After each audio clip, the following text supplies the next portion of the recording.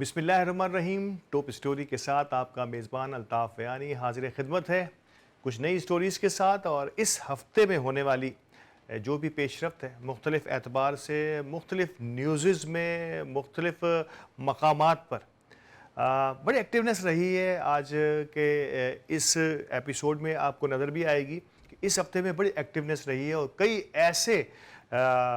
कई ऐसे वाक़यात हुए, कई ऐसी ख़बरें नमूदार हुई हैं जिसका पाकिस्तान की तारीख़ में बड़ा अहम तरीन रोल होगा। और आगे आने वाले दिनों में कुछ ख़बरें तो ऐसी हैं जो समझ लें कि रूटीन की ख़बरें हैं, सिर्फ़ कपड़े तब्दील हुए हैं, हो वही रहा है जो अब से पहले होता रहा है। लेकिन कुछ ख़बरें ऐसी हैं नाज़रीन कराम आज के इस प्रोग्राम में जिस पर हम डिस्कस करेंगे। वो ख़बरें तो ख़ैर यकीनी तौर पर मंज़र आम पर आ चुकी हैं और शायद मेरा क्या कहना है इस पर सब कुछ आप लोग मुझसे बेहतर जानते हैं। हम अपना एनालिसिस दे रहे होते हैं, हम अपने तौर पर इसे क्या समझते हैं यही बात कर रहे होते हैं। तो आज के इस एपिसोड में, आज की इस प्रोग्राम में ज़्यादातर बातें फिर अगेन एंड अगेन कोर्ट्स के हवाले से होगी, अदालतों के हवाले से होगी। और क्यों होगी?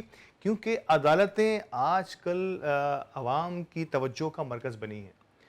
अगर आप सुप्रीम कोर्ट को देखें तो सुप्रीम कोर्ट की लाइव कवरेज वो हम सब देख रहे हैं और कहीं-कहीं नहीं भी होती है लाइव कवरेज, वो वजूहात होती हैं। लेकिन बहरहाल ये लाइव कवरेज हम सब देख रहे हैं। एक तरफ इस्लामाबाद हाई कोर्ट एक भरपूर अंदाज में उनके जजेस सामने आए और जिस अंदाज से उन्होंने ये सारी प्रोसीडिंग्स लेटर से लेके अब तक की जो कार्रवाई है उसको लेके चल रहे हैं। दूसरी जानब लाहौर हाई कोर्ट के चीफ जस्टिस अपने साथी जजेस के साथ मिलकर अपनी बात मनवाने के लिए, अपनी सही बात, बकौल उनके ये सही बात, आइन के तहत होने वाली बातों को मनवाने की कोशिश कर रहे हैं। तो ये जो अदालतों का एक जो है एक प्रिवेल शुरू हुआ है, अदालतों पर अवाम का एतमाद बहाल होना शुरू हुआ है, तो ये पॉजिटिव साइन है। दुनिया कहती है और हमने एक ज़माने में सुना था, अब तक सुनते चले आ रहे हैं कि हुक्मरान जब इंग्लिस्तान जल रहा था तो चर्चिल से किसी ने कहा कि इंग्लिस्तान जल रहा है, क्या बचेगा? तो उन्होंने सिर्फ एक सवाल किया था कि क्या हमारी अदालतें फंक्शनिंग हैं? फंक्शनिंग से मुराद इंसाफ फराहम कर रही हैं, सही इंसाफ फराहम हो रहा है अदालतों से? तो कहा गया कि जी हाँ, अदालतें जो है वो दामे दर में सुखने कोशिश कर रही हैं कि अपना सही इंसाफ फराहम कर सकें। तो उन्होंने कहा कि इंग्लिस्तान को आगे बढ़ने से कोई नहीं रोक सकता। विंस्टन चर्चिल का ये कहना, और ये नो डाउट हमारा दीन भी हमें यही सिखाता है कि जब तक इंसाफ और अदल का दामन किसी भी कौम ने थामे रखा है तो वो कौम कभी भी ज़ुबो-हाली का शिकार नहीं होती। और शायद पाकिस्तान में भी अब ये उम्मीदें नमूदार होना शुरू हुई हैं। वैसे इससे पहले जहाँ भी अदालत ने सर उठाने की कोशिश की थी उसे दबा दिया गया था और या वो दब गए थे। लेकिन अब यकीनी तौर पर कुछ ऐसा नज़र आ रहा है कि शायद अदालतें अपनी बेड़ियाँ खोलने, अपनी हथकड़ियाँ खोलने के जो है भरपूर मूड में नज़र आ रही है। और देखते हैं कि अब इसका आगे आने वाला एपिसोड क्या होता है, आगे ये किस तरह से ये कार्रवाइयाँ आगे बढ़ती हैं। तो आज अदालतों की कार्रवाइयों पर बात होगी। सबसे बड़ी कार्रवाई पाकिस्तान की तारीख की मैं कहूँगा सबसे बड़ी कार्रवाई कहा जा सकता है आज के दौर की, ख़ास तौर पे जहाँ कई माह के बाद बानी तहरीक इंसाफ को अदालत पर वीडियो लिंक पर लाना था और वो आ भी गए। इसके बाद क्या हुआ ये मैं आपको बताता हूँ कि पाकिस्तान का सबसे बड़ा मसला क्या है, आपके और मेरे लिए पाकिस्तान का सबसे बड़ा मसला क्या है। दूसरा, यकीनी तौर पर जजेस अपने तौर पर स्टैंड लिए हुए हैं, जो कि मैंने पहले कहा। सुप्रीम कोर्ट में फैसल वावड़ा साहब और जो है वो मुस्तफ़ा कमाल साहब की तौहीन अदालत केस की सुनवाई हुई है और उसकी क्या खदोखाल होंगे या एक ओवरव्यू देते हुए निकलेंगे। कौमी असम्बली के अंदर तारिक बशीर चीमा साहब ने एक खातून मेंबर पर इंतहाई नाजेबा अल्फाज इस्तेमाल किए, जिसके बायस उन्हें क्या पनिशमेंट हुई, इस पर भी आज बात करेंगे। और वही मैंने कहा कि कपड़े बदल कर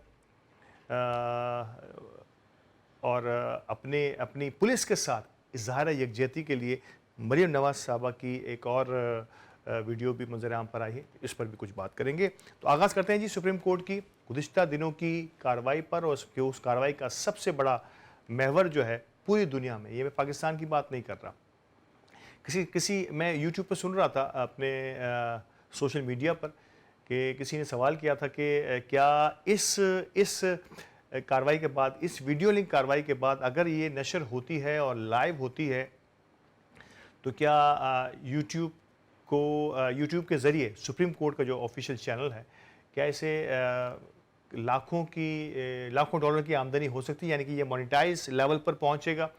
तो कुछ लोगों ने कहा था कि जी हाँ, ये हो सकता है, क्योंकि मिलियंस ऑफ लोग जो है वो देखना चाहेंगे इस लाइव कार्रवाई को। तो तवक्को के बरअक्स लोगों का ख्याल था कि इस बार क्योंकि तवातुर के साथ इस केस में भी जो कि इमरान खान की तरफ से दायर किया गया है, और ये है जो आइनी अमेंडमेंट्स हैं, नैब के कवानीन की तब्दीली थी उस पर, तो उसकी एक हियरिंग तो दिखाई गई जिसमें इमरान खान साहब मौजूद नहीं थे। फिर उसी हियरिंग में, जैसे इसका जिक्र मैंने पिछले हफ्ते में भी किया था, कि उसमें कहा गया ख़ास तौर पे अतहर मिनल्ला साहब, जस्टिस अतहर मिनल्ला साहब ने ख़ास तौर पर ताकीद की थी। ताकीद से मुराद इस बात को मंजराम पर लाए थे कि इमरान खान को अपने केस के दिफा के लिए आना चाहिए, क्योंकि उन्होंने कोई वकील नहीं रखा। तो यहाँ से एक बात शुरू हुई और फिर सुप्रीम कोर्ट को खुसूसी तौर पर इंतजाम करने पड़े लाइव अडियाला जेल से। लेकिन अवाम की तवक्कुआत के बरक्स, क्योंकि अवामी ख्याल था कि जब सुप्रीम कोर्ट की तवातुर के साथ तमाम ही जो है वो कार्रवाइयाँ जो है वो लाइव स्ट्रीम हो रही हैं यूट्यूब पर, सोशल मीडिया पर, तो शायद ये भी होगी, और कई टीवी चैनल्स भी इसे दिखाते हैं। लेकिन बदकिस्मती से इमरान खान जो है वो लाइव स्ट्रीमिंग पर नहीं आ सके। बहरहाल कोर्ट रूम में उनको स्क्रीन्स पर ज़रूर दिखाया गया, और यहाँ से एक सिलसिले का, एक नई कड़ी का आगाज़ हुआ।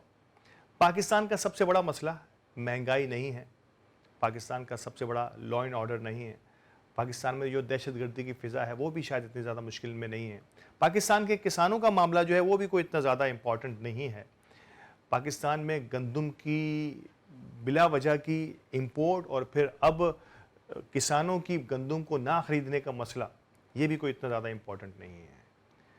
पाकिस्तान में जहाँ घर घर मामलात जो है वो बड़ी मुश्किलों का शिकार हो रहे हैं, वो भी इतना ज़्यादा मुश्किल नहीं है। पाकिस्तान के जो इंटरनेशनल इमेज है, पाकिस्तान की जो आलमी सतह पर जो एक तशख़्ख़ुस है, वो भी शायद इतना इम्पॉर्टेंट नहीं है। इन तमाम मामलात को देखकर लगता है ऐसा है कि पाकिस्तान में कोई चीज़ इम्पॉर्टेंट नहीं है सिवाय इस इम्पॉर्टेंट के कि इमरान खान की तस्वीर लीक कैसे हो गई। क्या है इस बात की वजह क्या है? न जाने क्यों हम अपने आप ही अपने पैरों पर कुल्हाड़ी मार के अपने आप को दुनिया के सामने शर्मिंदा करने का मौका फराहम करते हैं कि एक तस्वीर के लीक हो जाने पर कार्रवाइयाँ शुरू हो जाएं कि ये किसने किया, कैसे हो गया, क्यों हुआ। एक दिन पहले, सिर्फ एक दिन पहले सुप्रीम कोर्ट की कार्रवाई जो है वो लाइव स्ट्रीम होती है। ठीक है, इसमें कोई शक की बात नहीं कि सुप्रीम कोर्ट की इजाज़त ना हो, सुप्रीम कोर्ट में के मुआवनत के बगैर या सुप्रीम कोर्ट के इजाज़त के बिना ये होना नहीं चाहिए, ये बात तय है।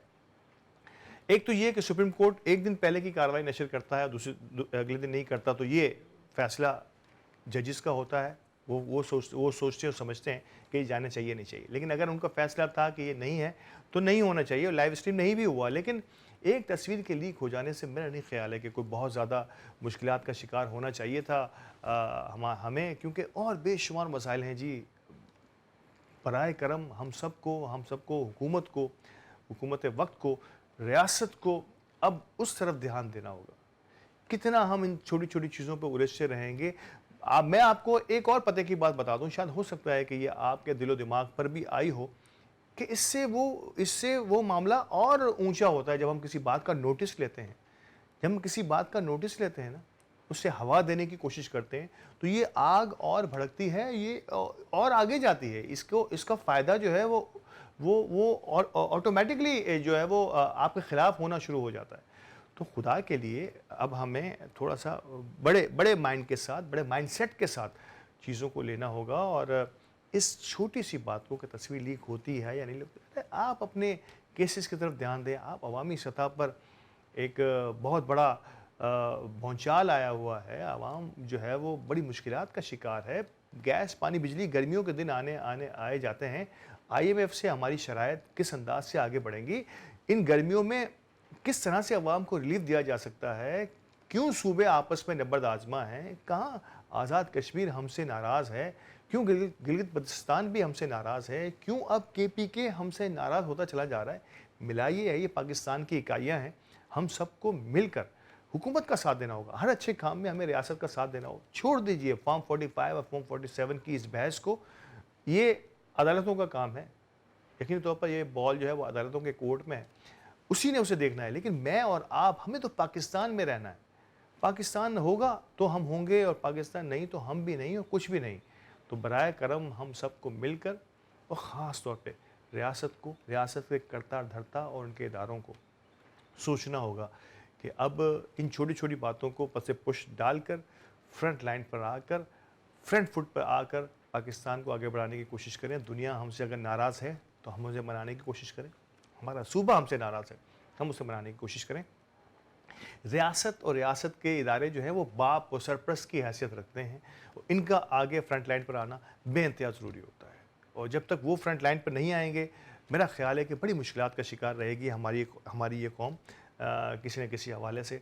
तो खुदा के लिए तस्वीरों की जो सोशल मीडिया पर आमद है, वो अगर आ गई है तो छोड़ दीजिए, आइंदा एहतियात कर लीजिएगा। लेकिन अब हमें पाकिस्तान के मसाइल की तरफ ध्यान देना होगा, अवामी मसाइल की तरफ ध्यान देना होगा। तो ये तो जी उस खबर की थोड़ी सी तफसीलात भी और तहकीकात भी और थोड़ा सा मेरा एनालिसिस भी। स्टैंड जजेस ने लिया हुआ है जी बदस्तूर। और मैंने कहा कि जब तक अदालतें काम कर रही होती हैं कि उस मुल्क की तरक्की को कोई नहीं रोक सकता। तो इस्लामाबाद हाई कोर्ट अपनी तौर पर बदस्तूर एक एग्रेसिव मोड में, मैं इसे एग्रेसिव नहीं कहूँगा, आइनी शक्ल में, क्योंकि बदकिस्मती है कि आइन पर अमल करते हुए जजिस का काम आइन की तशरीह करना और आइन के ज़रिए अपनी और निज़ाम हुकूमत को तंबीह करना होता है। बदकिस्मती है कि हम इसको एग्रेसिव मोड कह देते हैं। मैंने भी कहा अभी, ये एग्रेसिव मोड नहीं है। आइन के तहत काम करना है आपको, जो अपना दायरा कार दिया गया है उस दायरा कार में रहते हुए आपने काम करना है। इसमें कोई एग्रेसिव में मोड नहीं है। अब से पहले क्योंकि इस पर नहीं होता रहा, इसलिए हमें थोड़ा सा एग्रेसिव लगता है। माने ये एग्रेसिव नहीं है, ये नॉर्मल है। दुनिया भर में नॉर्मल होता है कि अदालतों को आइन के तहत ही काम करना होता है। तो बहरहाल इसे कोई भी मोड कहें, इस्लामाबाद हाई कोर्ट के जजेस ने बदस्तूर अपना स्टैंड लिया हुआ है। और रिसेंटली जो एक बड़ी ख़बर आई है, और ये बड़ी अजीब व गरीब ख़बर भी है कि एक फ़ैसला ऐसा था जिस पे 2 जजेस ने उसके हक़ में फ़ैसला दिया था और एक जज ने तो यकीन तौर पर उस फैसले को प्रिवेल करना चाहिए था। ये आप 1 साल पुरानी बात कर रहा हूँ, जब इस्लामाबाद हाई कोर्ट में 2 जजेस ने एक केस के फ़ैसले में जो है वो अपने नोट दिए और अपने उस केस को उड़ा दिया जिसे कहते हैं। लेकिन एक जज ने या supreme court Islamabad high court के चीफ जस्टिस फ़ारूक साहब ने, उन्होंने इसको आमिर फ़ारूक साहब ने उस फैसले के हक़ में फ़ैसला दिया था। लेकिन फिर वो यकीन तौर पर 2-1 से उस फैसले को ख़त्म हो जाना चाहिए था। फिर उस वक्त आपको याद होगा कि सुप्रीम कोर्ट की वेबसाइट पर वो फैसले चले गए, फिर वहाँ से वापस आ गए कि आमिर फ़ारूक साहब ने कहा कि इसमें मेरे सिग्नेचर नहीं है, इसके बगैर नहीं होना चाहिए था। फिर वो 1 साल तक जो है वो लेतो लल का शिकार रहा। और ये केस आपको मैं बता दूँ कि ये टेरियान वाइट का केस है, इमरान खान की जायज़ या नाजायज़ बच्चे के हवाले से। और उस केस को नाकाबिल समात करार दिया था 2 जजेस ने, और एक आमिर फ़ारूक साहब ने उसे काबिल समात करार दिया था। और ये हैरत की बात जो मैं बताऊं, जिसमें सबसे ज़्यादा हैरत अंगेज़ बात है कि इस केस को दायर करने वाले मोहम्मद साजिद अब तक 1 साल इससे पहले भी हुई और इस 1 साल में भी अब तक ये मंजर आम पर नहीं आए। साजिद साहब जो हैं, जिन्होंने एक केस किया है टेरियान वाइट का इमरान खान के ख़िलाफ़, उस पर अब तक जो है वो कोई भी जो है वो अब तक वो सामने नहीं आए, मंजर आम पर नहीं आए कि ये साजिद साहब हैं कौन। तो बहरहाल ये एक अलग मिस्ट्री है। लेकिन उस केस में हुआ ये है एंड ऑफ द डे कि एक बार फिर जो है वो आमिर फ़ारूक साहब ने एक नया बेंच बना दिया। एक ऐसा केस जिस पर फैसला हो चुका है, उसको दोबारा से जो है वो अपील के लिए, दोबारा से सुनने के लिए बेंच बना दिया गया है। और उस बेंच बनाने के बाद इसमें 3 जजेस भी नामजद कर देंगे। एक जज वही हैं जिन्होंने ऑलरेडी फैसला दिया था, 2 नए जजेस को शामिल किया गया है। तो लेट्स सी क्या होता है कि इस केस में। लेकिन बहरहाल ये बड़ा पाकिस्तान की तारीख का एक मुनफरिद केस होगा कि जिस पर 2 जजेस ने अपना फैसला भी सादिर कर दिया है, लेकिन उस बेंच को तोड़कर अपने आप को भी इस बेंच से अलग किया आमिर फारूक साहब ने और फिर एक और बेंच बना दिया 3 जजेस का। तो लेट्स सी क्या होता है अदालती महाज पर, और हम कोशिश करेंगे कि अपडेट अगर मज़ीद होंगी तो अगले हफ्ते आपको दी जाएँगी। वक्फे लिए कहा जा रहा है, वक्फे पे आते हैं वापस और कुछ मज़ीद थोड़ा-सा आगे बढ़ाते हैं।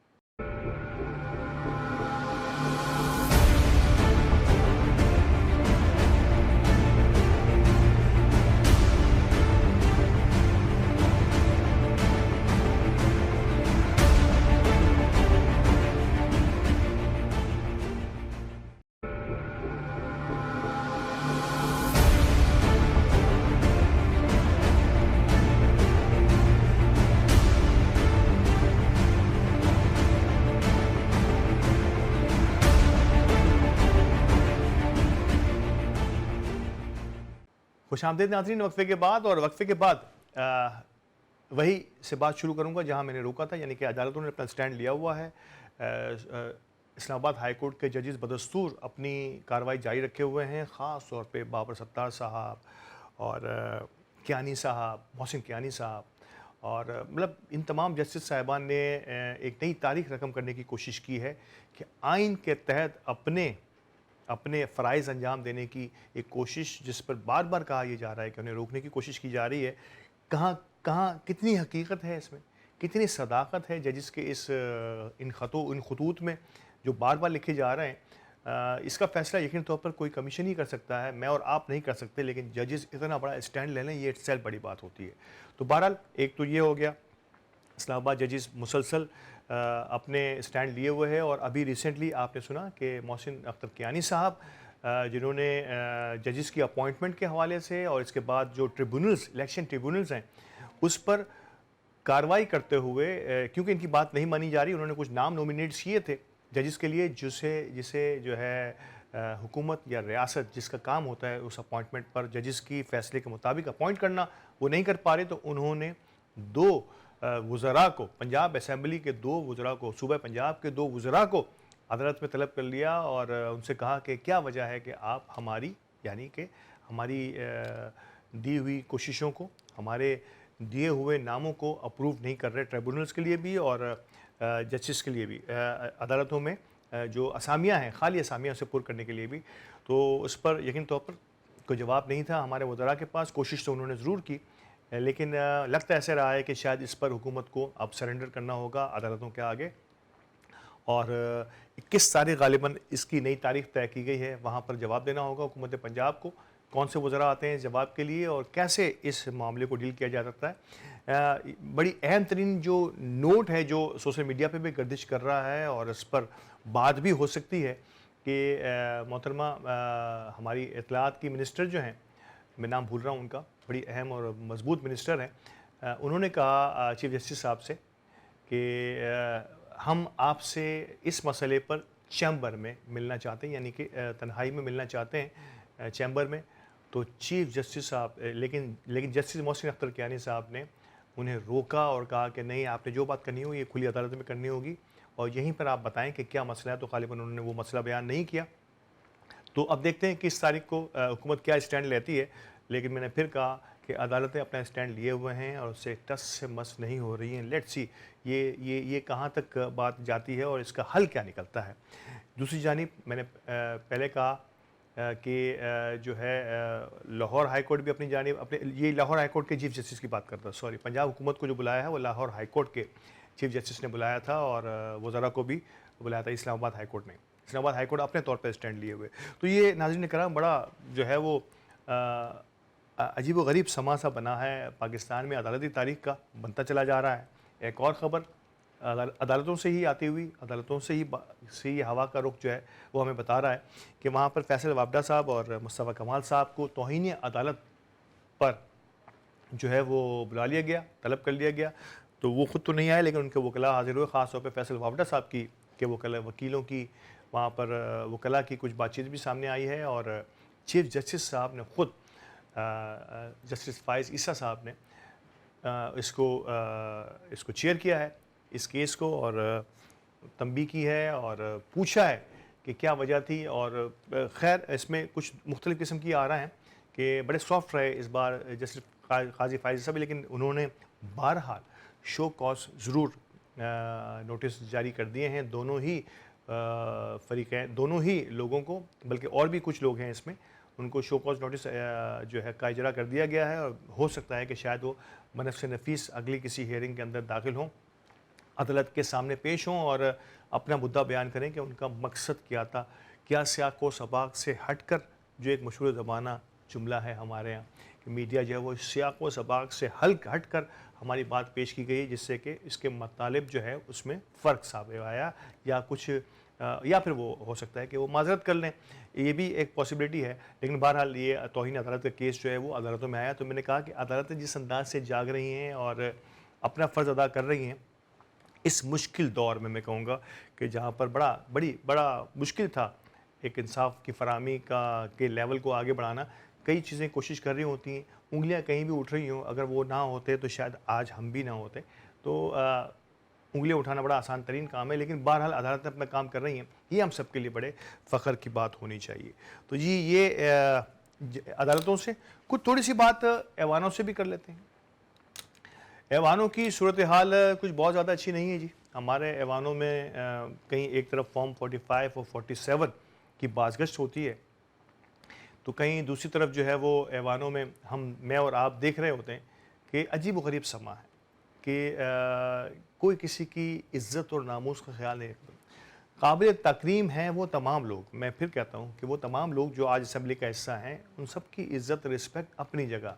मैं फिर कहूँगा फॉर्म 47 और फॉर्म 45 एक अलग मसला है, लेकिन एक एज़ एन ह्यूमन बीइंग जो है, हमें इज़्ज़त का मकाम एक अपने लेवल से गिरना किसी को भी जो है वो ज़ेब नहीं देता, ख़ास तौर पे उस असेंबलियों के अंदर जिसकी ख़बरें पूरी दुनिया में जाती हैं। तो क्या यहाँ पर हम इस किस्म की बातें करके, इस किस्म की किसी भी किस्म की कोई लग़्व और अखलाक से गिरी, जिसे हम कहते हैं बिलो द बेल्ट बात करना, क्या ये मुनासिब है? मेरा ख़्याल है नहीं है। तो ऐसे ही कुछ एक वाक़या, छोटा-सा वाक़या पेश आया, जब असेंबली में एक ख़ातून मोअज़्ज़िज़ मेंबर पर एक मर्द मेंबर ने इंतहाई नाज़ेबा जुमला कस दिया। इंतहाई नाज़ेबा अल्फ़ाज़ इस्तेमाल किए गए और शायद वो मीडिया पर वो लफ्ज़ तो नहीं आए बहुत ज़्यादा, लेकिन लोगों ने कहा कि ये इतना नाज़ेबा और इतना जो है वो अखलाक से गिरा हुआ जुमला था, जिस पर कि सिर्फ़ उस पार्टी की क़यादत ही नहीं, मौजूद अरकान असेंबली ही नहीं, यानी कि ये वाक़या पेश आया था मोहतरमा ज़रताज गुल साहिबा के साथ, जिसको और ये अल्फ़ाज़ या जुमला अदा करने वाले थे तारिक बशीर चीमा साहब। तारिक बशीर चीमा साहब मुस्लिम लीग काफ के बड़े अहम तरीन रुकन थे और हैं, और चौधरी परवेज़ इलाही साहब और चौधरी शुजात साहब के भी इंतहाई ख़ास रफ़क़ा में से एक थे। फिर आपने देखा कि चौधरी शुजात और परवेज़ इलाही साहब के दरमियान एक दरार और फ़ासला हुआ, तो अब तारिक बशीर चीमा साहब जो हैं, और तारिक बशीर चीमा साहब शायद आपको याद हो तो गुज़िश्ता हुकूमत में पीटीआई की जो हुकूमत थी उसमें वज़ीर भी थे, मुस्लिम लीग काफ की नुमाइंदगी कर रहे थे, और मुस्लिम काफ जो है वो अलाइज़ थी पाकिस्तान तहरीक इंसाफ की। इसके बाद जब इमरान खान की हुकूमत हट गई, चली गई, मैं यही कहूँगा, तो उसमें इसके बाद जो है वो दो हिस्सों में तकसीम हुई काफ। चौधरी शुजात के पास जो है वो काफ रह गई, और परवेज़ इलाही साहब जो हैं वो जो है पीटीआई के साथ ज़म हुए और आज तक पीटीआई के साथ हैं, और बड़ी हैरत अंगेज़ मैं कहूँगा कि शायद अब तक की अगर किसी सियासी बसीरत रखने वाला शख्स को हैरत है तो वो इस स्टैंड पर भी है कि परवेज़ इलाही साहब ने बड़ा सख्त स्टैंड लिया है। इनके बेटे को एक्साइल में रहना पड़ रहा है, मुनिस इलाही को, लेकिन वो अब तक जुड़े हुए हैं कप्तान के साथ, इमरान खान के साथ। तो लेट्स सी क्या होता है, कहाँ तक ये पहुँचती है कहानी। लेकिन हुआ ये कि तारिक बशीर चीमा साहब ने फिर मुस्लिम लीग काफ में की तरफ ही रहे, चौधरी शुजात साहब के साथ, उन्हें फिर इस हुकूमत में भी हिस्सा मिला है। तो यहाँ पर उन्होंने एक बहुत, तारिक बशीर चीमा साहब ने एक इंतहाई जो है वो कहते हैं कि नाज़ेबा जुमला कसा ज़रताज गुल साहिबा के लिए, जिस पर एक वाविला सा मच गया। असेंबली के अंदर पीटीआई के अरकान ने बड़ी लान तान की और एक मामला बड़ा कशीदा सूरत-ए-हाल रही ऐवान की, बड़ी मुश्किल से स्पीकर साहब ने इसे संभाला। और मज़े की बात, या मैं कहूँगा कि शायद ये अच्छी बात, मतलब एक जो पॉइंट ऑफ, जिसे कहते हैं ना सम टाइम कुछ आजमाइशों में से भी हमें कुछ नताइज ख़ास करने होते हैं। उसमें हुआ ये है कि बहुत सारी दीगर जमातों ने, पीपल्स पार्टी का नाम इसमें ख़ास तौर पे लिया जा रहा है, मुस्लिम लीग नवाज़ का भी लिया जा रहा है कि इन्होंने भी स्टैंड लिया ज़रदाद गुल के हक़ में। उन्होंने ये बड़ी बात है कि मैं कहता हूँ कि असेंबली के अरकान आप जमहूरी लोग हैं।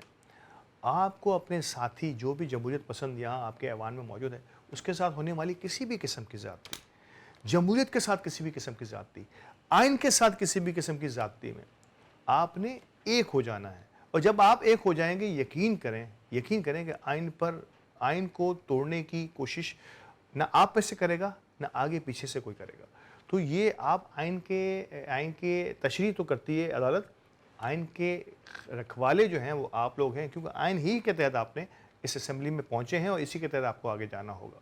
तो ये बड़ी अच्छी बात है ज़रदाद गुल साहबा की हिमायत में तमाम ही जमातें, मैं कहता हूँ कि ये बड़ा अच्छा जेस्चर पाकिस्तान की तारीख में नज़र आया कि तमाम ही लोगों ने इसे कंडेम किया और तारिक रशीद चीमा साहब को आड़े हाथों लिया गया, जिसके बाद मजबूरन ये बात भी अब जो है वो फ्लोर पे आ चुकी है और मीडिया की ज़ीनत भी बनी है कि तारिक रशीद चीमा साहब को चैम्बर में जाकर माजरत करनी पड़ी। गो कि मेरा ख्याल था कि इन्हें चैम्बर में जाकर माजरत नहीं करनी चाहिए और ज़रदाद गुल साहिबा ने भी बड़ा दिल रखकर उन्हें माफ़ कर दिया, उनकी माजरत को कबूल कर लिया।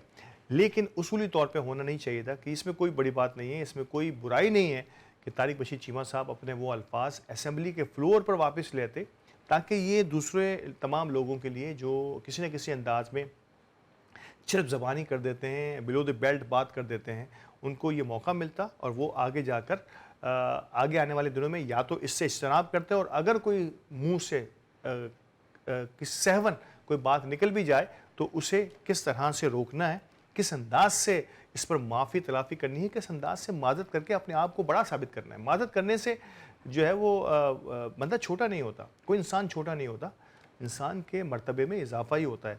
कहते हैं कि जिन दरख्तों पर परिंदों के घर नहीं होते, दराज कद तो होते हैं मगर मोतबर नहीं होते। तो आपने शाखों को अपने दरख्त की तरह झुका हुआ रखना है, इसके साये से आसपास के लोगों को महफूज को साया फराम करना है। उसके फल तो उसी पर लगता है जी जो दरख्त थोड़ा सा झुका हुआ हो।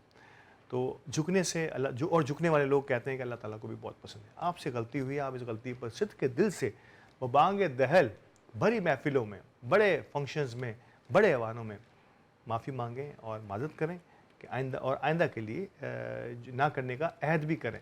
तो ये चीज़ें मुआशरे में कम होती चली जा रही हैं। और एक और बात बताऊँ, अगर ये चीज़ें आगे जाएंगी, मैं शर्तिया कहता हूँ कि आवाम इसका बुरा नहीं मानेंगे, आवाम इसको अप्रिशिएट करेंगे, अच्छा कहेंगे और ये इसकी तकलीद भी करेंगे। शायद हो सकता है कि आप जैसे बड़े लोगों की इस खुली माज़रत को देखकर और बहुत सारे लोग भी इंस्पायर हों और वो भी अपने अपने शोबों में जहाँ भी उनसे गलती हो वो उस पर भरी महफिलों में माफ़ी मांग लिया करें। हमारे ख़ानदानों में, हमारी फैमिलीज़ में, हमारे फंक्शंस में बहुत सारी ऐसी चीज़ें हमें नज़र आती हैं हमारी रोज़मर्रा की ज़िंदगी में, जहाँ पर लोग जो है वो उखड़े से रहते हैं, आपस में जो क्लैशेस होते हैं, जो फासले होते हैं वो बढ़ते चले गए हैं और बढ़ते चले जा रहे हैं। इन चीज़ों को कम करने के लिए अगर ये ऐवान अपने आप को अपना क़िबला दुरुस्त करें और ये छोटी छोटी चीज़ों पर माज़रत कर लिया करें, एक दूसरे के साथ अच्छे रहें। आप कॉलीग्स हैं, फिर कहूँगा फॉर्म 47 और फॉर्म 45 को छोड़ दीजिए, आप कॉलीग्स हैं, एक ही असेंबली में एक ही छत के नीचे बैठे हैं, तो आपने कोशिश करनी है कि किसी न किसी अंदाज में अपने इस वेंचर को जो है ना वो चलाते रहें। आपकी इख्तिलाफ राय, आपके बयानिए के इख्तिलाफ सर आँखों पर हो सकता है, होना भी चाहिए, लेकिन कुछ चीज़ें ऐसी होती हैं जिस पर आपने ख़ास तौर पे सबसे पहले तो तमाम मेंबरान असेंबली की अपनी ज़बान, अपनी इज़्ज़त व तकरीम, माशाल्लाह सब अपने अपने शोबे के लोग होते हैं, उनका ख़्याल रखना भी ज़रूरी है। तो अब उनका ख़्याल, इसके बाद जमहूरियत का जो ज़ेवर है इसकी हिफाजत करना, और इसके बाद हमारे आइन के कस्टोडियंस हैं आप लोग। आइन के कस्टोडियन तो अदालत को कहा जाता है, लेकिन अदालत इसकी तशरीह करती है और आप जो हैं उस आइन के तहत इस असेंबली को आगे बढ़ाते हैं और आइन के रखवाले और आइन के तहत काम करना, आइन के नक्शे पा पर चलते हुए मुल्क को आगे बढ़ाने के सोचना, आवाम के लिए कुछ सोचना, ये आप लोगों का काम होता है। तो खुशी की बात है कि बहुत खुशी होती कि अगर चीमा साहब जो है वो ऑन ऑन द फ्लोर आकर इसकी बात करते हैं। लेकिन बहरहाल अगर उन्होंने चैम्बर में जाकर भी माज़रत की है और ज़रताज गुल साहिबा ने इस पर अपनी जो है वो इस माज़रत को कबूल किया है, ये भी एक अच्छा जेस्चर है। आगे आने वाले दिनों में हो सकता है कि ये ऑन द फ्लोर भी होता रहे और हम एक दूसरे पर आवाज़ें कसना बंद कर दें। जी नाज़रीन, वक्फा का वक्त हुआ है और वक्फे के बाद कुछ और स्टोरीज़ को आपके सामने रखते हैं और देखते हैं कि इस पर आप और मैं क्या सोच रहे हैं और किस अंदाज से सोच रहे हैं। हमारे साथ रहिएगा।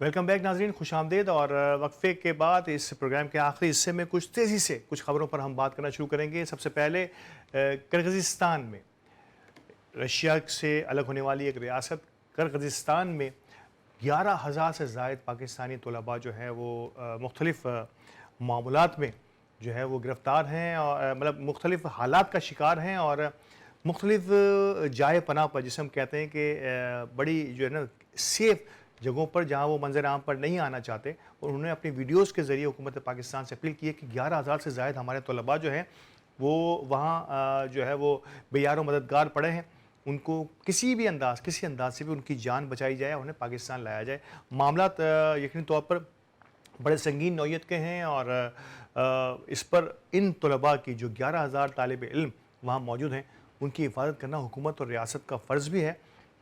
खुशकिस्मती है कि हुकूमत ने भी इनकी इस जो सोशल मीडिया पर जो इनकी आओ बका सुनी है, मीडिया के ज़रिए जो मेन स्ट्रीम मीडिया के ज़रिए जो आगे पहुंची है, तो अब उस पर एक्शन लिया है और वज़ीर आज़म ने कहा है कि हम अपने तलबा को, अपने तालिब इल्मों को बेयार मददगार नहीं छोड़ेंगे और उनकी हर वो मुमकिन मदद करेंगे इनको पाकिस्तान वापस लाने के लिए।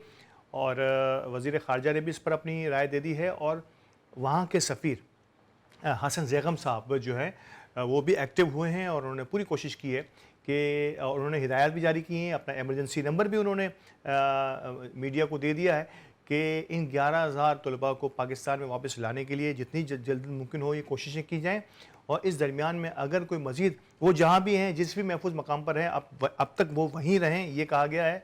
और अगर इन केस ऑफ एमरजेंसी को ज़रूरत पड़ती है तो उन्होंने अपना एमरजेंसी नंबर भी अपने वहाँ के जो है वो कौंसल हमारे सिफारत खाने का वो नंबर भी इन्होंने दे दिया है। तो ये शायद हुकूमत का अच्छा जेस्चर है कि किसी मुल्क में, किसी बैरून मुल्क में, किसी पड़ोसी मुल्क में अगर हमारा कोई भी शख्स, ये तो 11,000 तालिब इल्म हैं, अगर कोई भी शख्स वहाँ फंसा हुआ हो तो उसे पूरी कोशिश की जाए कि उसकी दादरसी की जाए, उसे पाकिस्तान बाहिफाजत लाने में उसकी मदद की जाए।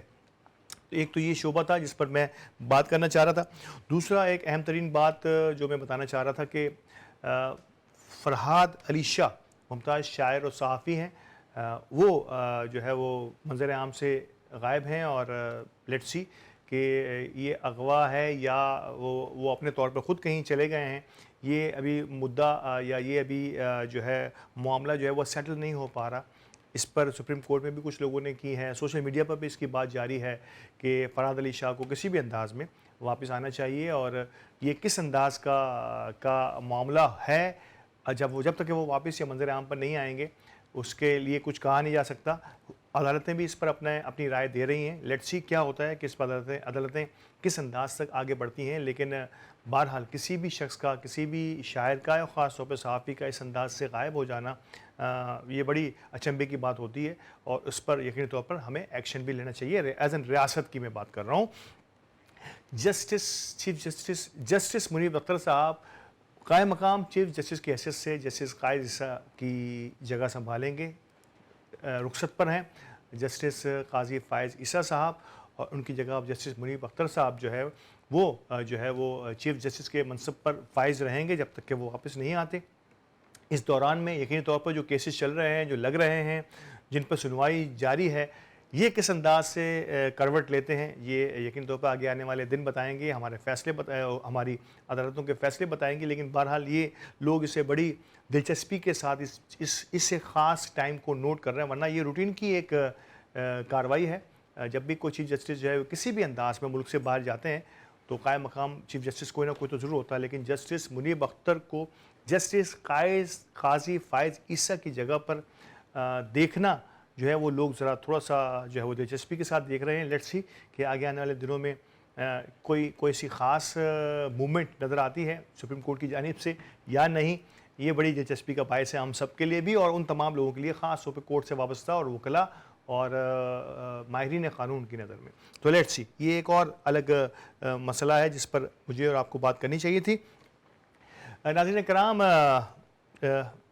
मरीम नवाज़ साहिबा गुज़िश्ता दिनों आपने याद होगा कि इससे पहले पंजाब पुलिस के साथ उनकी जो है वो के यूनिफॉर्म में उनकी एक तस्वीर हुई, उन्होंने एक प्रोग्राम में शिरकत की थी और इस पर बड़ी जो है वो मामलात पॉजिटिव और दोनों तरफ के लोगों ने जो है उस पर किसी ने इसे बहुत पसंद किया, अप्रिशिएट किया, तो किसी ने इस पर अपने ख़दशात और अपने कुछ मज़ाह के तौर पर इज़हार भी किया।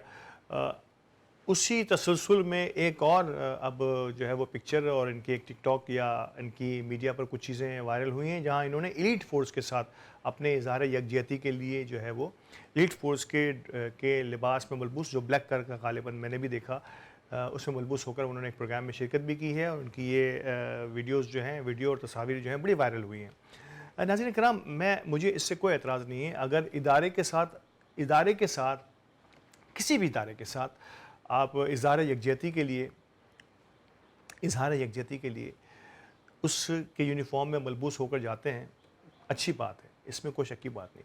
लेकिन उस इदारे की कारकर्दगी को बेहतर बनाने के लिए, उस इदारे में मौजूद लोगों के लिए, जैसे अगर मैं एलीट फोर्स की बात कर लूँ या पंजाब पुलिस की बात करूँ, इसमें रिवोल्यूशन लाने के लिए, इसमें बेहतरी लाने के लिए, पुलिस के लोगों की हिफाजत के लिए, पुलिस के लोगों की बेहतरी के लिए, पुलिस की तरबियत में बेहतरी के लिए, इसके लिए क्या किया? पुलिस रिफॉर्म्स जिसे हम कहते हैं, हमें तो असल तो करने का काम ये है। और फिर इस पुलिस का जब अवाम के साथ रवैया, इस पुलिस का अवाम के साथ रवैया बड़ा इंपॉर्टेंट है कि इस पुलिस को ये सिखाना है कि आपने अवाम के साथ क्या रवैया अख्तियार करना है।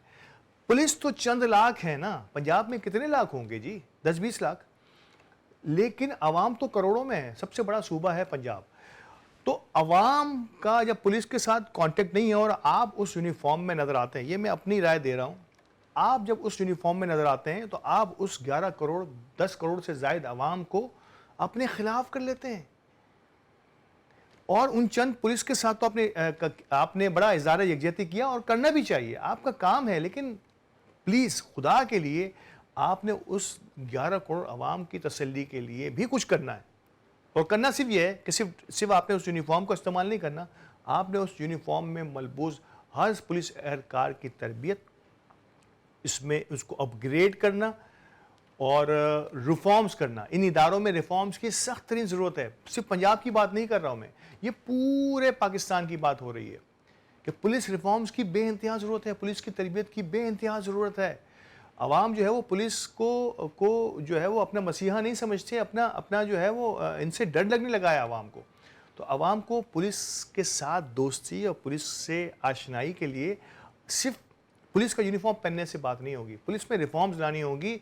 और जब आप बिना किसी रिफॉर्म्स के, बिना किसी तरबियत के, और यकीन तौर पर इस फासला जो हो गया है हमारे इदारों के दरमियान और हमारे अवाम के दरमियान, बिना इस फासले को कम किए जब आप यूनिफॉर्म पहन लेते हैं तो लोग आपको उसी इदारे का तस्वर करते हैं और वो लोग, अवाम जो है वो आपको उसी यूनिफॉर्म में ही देख रहे होते हैं और आपको भी उन्हीं का मसीहा समझ रहे होते हैं, अपना मसीहा नहीं समझ रहे होते।